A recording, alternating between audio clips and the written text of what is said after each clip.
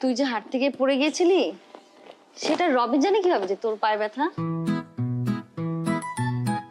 ও মনে হয় দেখেছিল, পড়ে গিয়েছিলাম যখন দেখেছিল।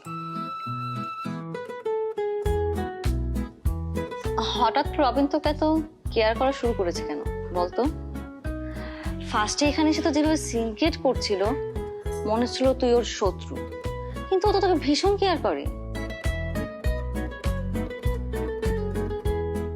কেয়ার কোথায় দেখলাম? কেন আজকেই তো সবার সামনে তোকে হাত টেনে যেভাবে নিয়ে যাচ্ছিল আমার তো বিশ্বাসই হচ্ছিল না। আবার সেদিনও তো দেখলাম।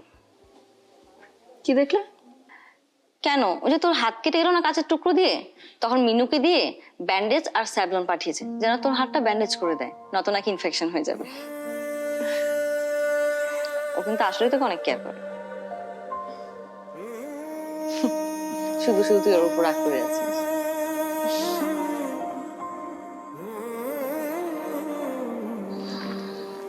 থাক আমি ঘুমাই। নাজলি, তুই পায়ে ব্যথা পেলি কিভাবে? হাট থেকে পড়ে গিয়েছিলাম। তুই যে হাট থেকে পড়ে গিয়েছিলি সেটা রবিন জানে কিভাবে যে তোর পায়ে ব্যথা? ও মনে হয় দেখেছিল, পড়ে গিয়েছিলাম যখন দেখেছিল। হঠাৎ রবিন তোকে এত কেয়ার করা শুরু করেছে কেন বলতো? ফার্স্টে এখানে এসে তো যেভাবে সিনক্রেট করছিল মনে হচ্ছিল তুই ওর শত্রু, কিন্তু ও তো তোকে ভীষণ কেয়ার করে। কেয়ার কোথায় দেখলাম?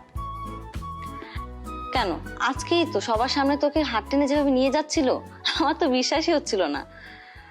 আবার সেদিনও তো দেখলাম। কি দেখলে?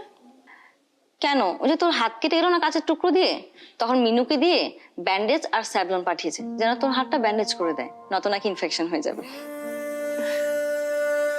ও কিন্তু আসলেই তোকে অনেক কেয়ার করে। শুধু শুধু তুই ওর উপর রাগ করে আছিস।